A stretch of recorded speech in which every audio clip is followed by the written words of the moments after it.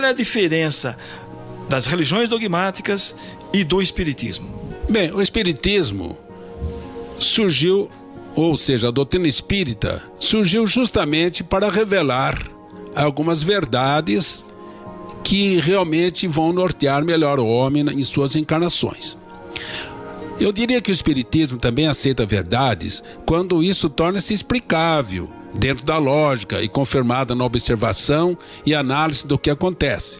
O arrependimento já é o início do caminho.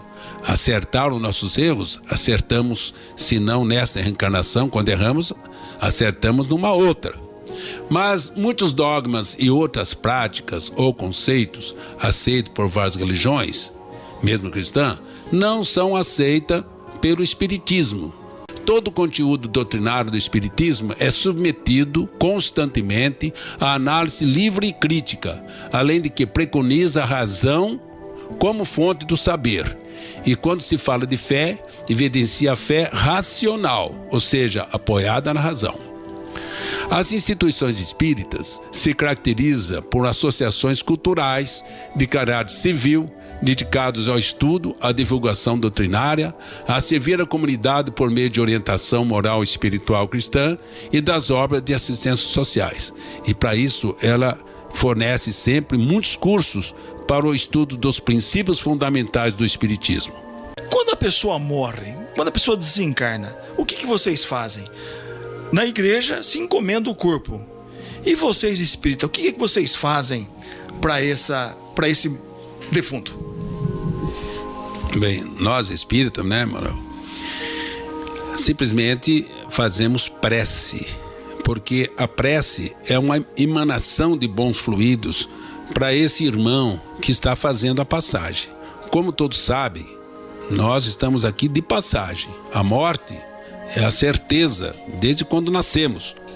Então, mesmo no caso do nosso irmão que desencarnou, se ele tem esse entendimento, ele passará para o mundo invisível dos espíritos de uma maneira melhor. Eu até sugiro aqui às pessoas que estão nos ouvindo, por exemplo, que leiam um livro não espírita de um grande pesquisador e escritor americano, o Ian Stevenson, que tem um livro bastante interessante, que é aquele livro 20 casos sugestivos de reencarnação. Nós temos também na Índia um grande pesquisador, o Banerjee. Ele estudou centenas e milhares de casos de reencarnação. Na realidade, a imortalidade, muitas religiões aceitam, e o espiritismo também, logicamente, porque a prática espírita, né? O contato que nós temos com os nossos amigos espirituais, além dos livros, centenas de livros, de todos esses grandes espíritas reencarnados no Brasil, como já falei o nome deles, explicam então sobre a imortalidade, colocando a reencarnação, né, como uma forma ainda de nós evoluirmos e colocando o planeta, nosso planeta Terra, como um planeta de provas e expiações. Ou seja, estamos aqui evoluindo, passando por provas.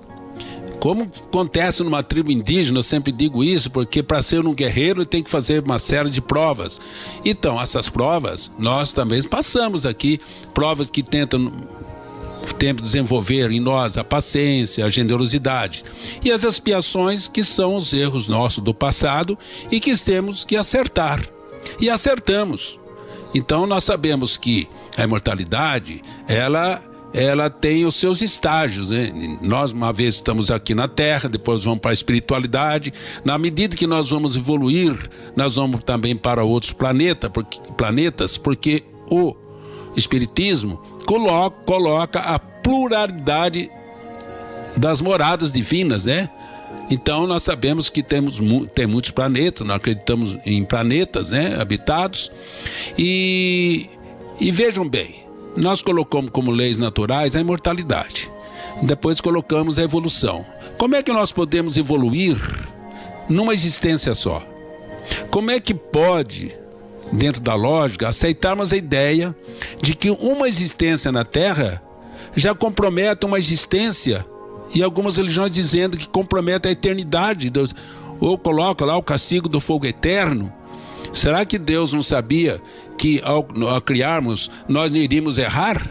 O erro faz parte do processo do acerto. Então veja, a reencarnação responde tudo isso. Se nós erramos, nós vamos procurar acertar numa outra reencarnação. Se fizermos mal para alguém, nós vamos acertar com esse alguém. Mas Deus não perdoa. Deus está continuadamente perdoando, dando-nos a oportunidade. Às vezes as pessoas assustam quando eu falo que Deus não perdoa e não castiga. Na realidade, Deus nos dá a oportunidade. E a reencarnação é essa oportunidade. Aí vem a outra lei, que é o livre-arbítrio. Na verdade, não somos robôs já feitinhos, já perfeitos. Não, o livre-arbítrio é essa possibilidade de nós fazermos o que bem entendemos. Tem pessoas aí que estão cansadas de viver, ele se suicida, né? Isso vai contra uma lei natural, divina, porque é tão difícil reencarnar, né? Tantos espíritos querendo reencarnar, aí o outro chega lá, vivendo aqui, suicida-se. Então, veja bem, o livre-arbítrio nós usamos, mas na medida que nós abusamos desse livre-arbítrio, o que é um abuso do livre-arbítrio? O próprio suicídio.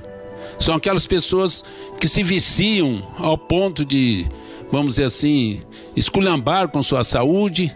Tudo isso é o abuso do livre-arbítrio. E a pessoa também se compromete. O livre-arbítrio mal usado faz com que ele se comprometa. Mas aí ele entra na outra lei chamada lei de causa e efeito. Quando você abusa do livre-arbítrio, você entra na lei do causa e efeito, sendo que na linguagem oriental chama-se karma. O karma. Então vejam bem, embora o Kardec nos usava esse termo, nós sabemos que a pessoa, ela acumula os seus erros. E esses erros, veja bem, uma pessoa que mata muitas outras pessoas, homicídios e tal, né? Veja essas guerras, veja aí a Segunda Guerra Mundial, milhões de pessoas foram mortas. Então nós sabemos que paga-se até o último centil. E paga tudo numa encarnação? É lógico que não. E necessariamente a pessoa não precisa entrar no esquema do olho por olho e dente por dente. Se uma pessoa tem um comprometimento muito grande com uma comunidade, né? Com até o país, essa pessoa, se ela tiver conhecimento, ela pode vir como cientista e ficar a vida inteirinha descobrindo um remédio, uma vacina que cura muitas pessoas. Quer dizer, se numa encarnação ele matou muitas, na outra ele vem para salvar. Então, nem sempre precisa ser olho por olho, dente por dente. Então, resumindo, as leis naturais, apregoado por Kardec, né, nos livros ditados pelos espíritos superiores, e esses espíritos superiores, meus amigos, são Santo Agostinho, São Vicente de Paula, Fenelon, Erasto, discípulo de Paulo, Schendenborg, o rei Luís VIII, parece que foi, até participou de uma cruzada, e Sócrates, gente. Então a turma diz que morre, acabou. Não, esses espíritos estão preocupados com o planeta Terra, sim. Então eles passam para nós através das mensagens psicografadas pelos médiuns. Kardec, como eu falei, fazia as perguntas e recebia as respostas por vários médiuns, e aí ele fez o trabalho de compilação, né, para que não houvesse nenhum erro. Resumindo, então as leis naturais são imortalidade, evolução, reencarnação, livre-arbítrio e lei de causa e efeito, e uma ligada à outra.